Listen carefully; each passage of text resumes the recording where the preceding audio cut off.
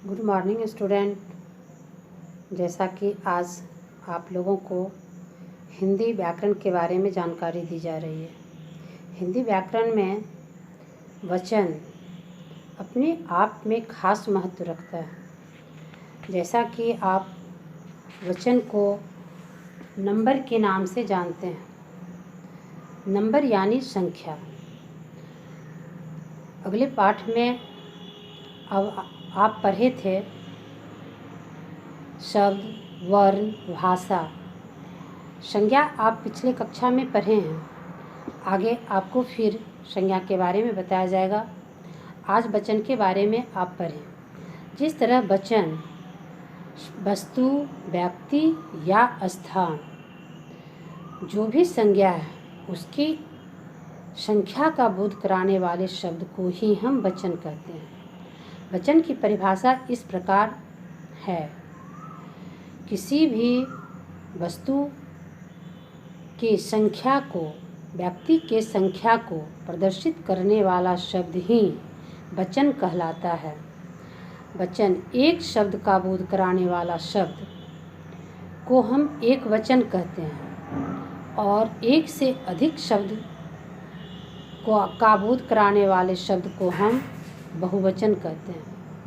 हिंदी में वचन के दो भेद ही हैं, एक वचन और बहुवचन। लेकिन संस्कृत में वचन के तीन भेद हो जाते हैं, एक वचन, द्विवचन और बहुवचन। तो हिंदी की बात चल रही है, इसलिए वचन की संख्या दो है, एक वचन और द्विवचन। बहुवचन, द्विवचन का प्रयोग संस्कृत में होता है। एक वचन से एक ही वस्तु का बोध होता है, एक ही व्यक्ति का बोध होता है और एक ही स्थान का बोध होता है, जिसे हम एक वचन कहते हैं। जैसे उदाहरण के तौर पर आप समझें, लड़का यानी एक लड़का है, लड़के यानी एक से अधिक लड़के हैं, यानी वह बहुवचन का रूप है। शहर एक शहर है, शहरों एक से अधिक शहर हैं। तो इसके जो भेद हैं वह अब आप समझ गए होंगे कि वचन के दो भेद हैं, एक वचन और द्विवचन। इसमें कुछ स्मरणीय बिंदु हैं जिसको कि आपको याद रखना पड़ता है। स्मरणीय बिंदु में कुछ शब्द जो हमेशा एक वचन में ही होते हैं, जैसे इसके ढेर सारे उदाहरण हैं। हर शब्द के बहुवचन रूप नहीं होते हैं, क्योंकि जो चीज़ दुनिया में एक है जिसको हम गिन नहीं सकते हैं, वैसे वस्तु भी ढेर सारे हैं। जैसे पृथ्वी, पृथ्वी का प्रयोग जो है हमेशा एक वचन के रूप में होता है। आकाश, आग, पानी, दया, वर्षा, घी, जाति, सत्य और झूठ ऐसे शब्द हैं जिसका कि प्रयोग हमेशा एक वचन में होता है। भीड़ में बहुत सारे आदमी होते हैं, लेकिन इसका प्रयोग जो है हमेशा एक वचन में होता है, इसलिए इसको स्मरणीय बिंदु के अंतर्गत रखा गया।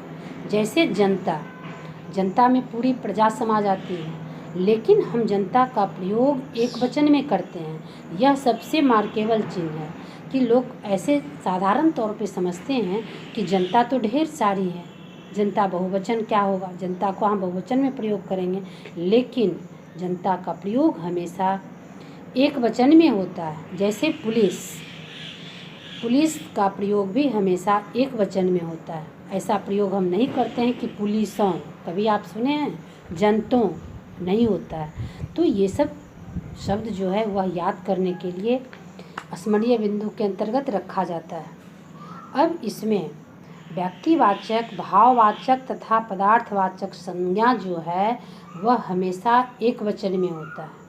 खास करके व्यक्तिवाचक जो शब्द हैं वह हमेशा एक वचन के अंतर्गत होता है। जैसे किसी का नाम का उदाहरण हम दें, राम, कुरान, रामायण, ढेर सारी भी रामायण है तो भी हम क्या बोलते हैं, रामायण।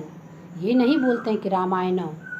जैसे बुढ़ापा, ये नहीं बोलते हैं कि बुढ़ापों, यह क्योंकि यह भाववाचक संज्ञा है, भाव के अंतर्गत है, इसलिए हमेशा यह एक वचन के अंतर्गत ही आता है।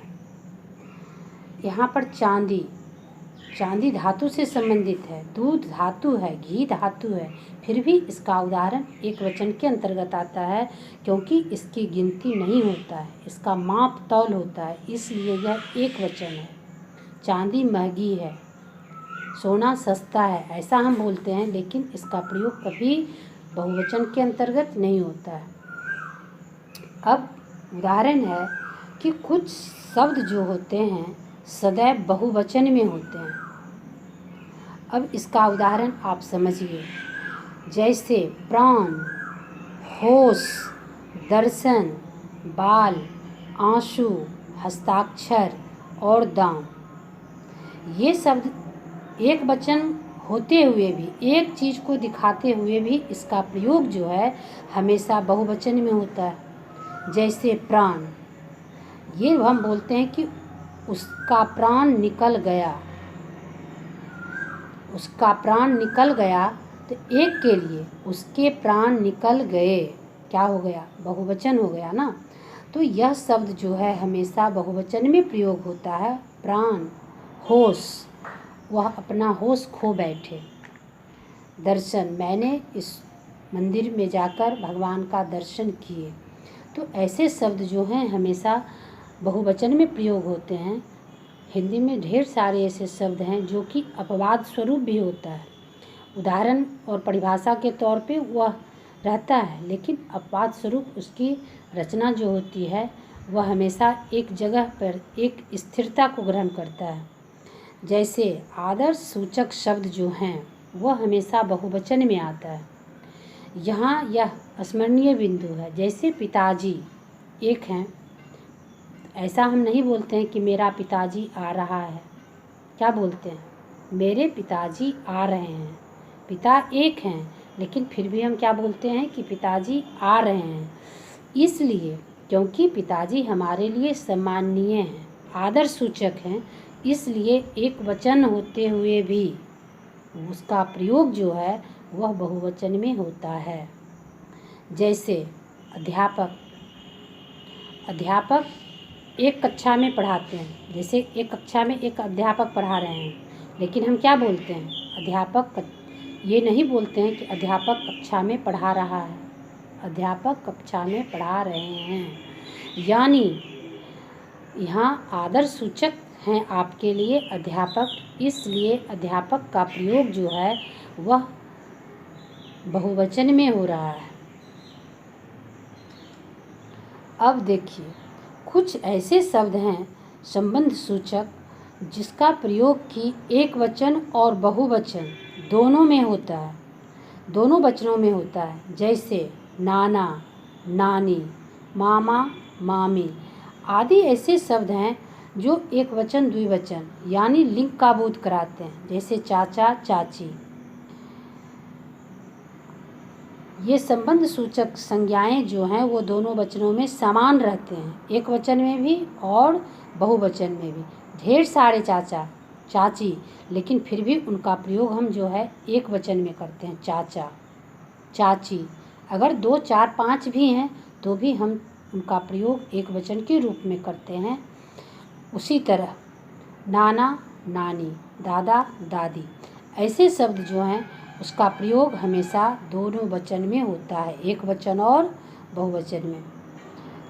तो इस पाठ में आप वचन के बारे में पढ़ लिए। वचन संख्याओं का बोध कराने वाला शब्द को ही हम क्या कहते हैं, वचन कहते हैं। लेकिन अब आप इस उदाहरण के द्वारा समझ गए होंगे कि वचन के प्रयोग करने के लिए भी कुछ खास नियम होते हैं, और वह शब्द अपवाद स्वरूप होता है जिसका प्रयोग कि एक वचन के तहत होता है। जो शब्द बहुवचन के होते हैं उसका प्रयोग भी बहुवचन के अंतर्गत आता है।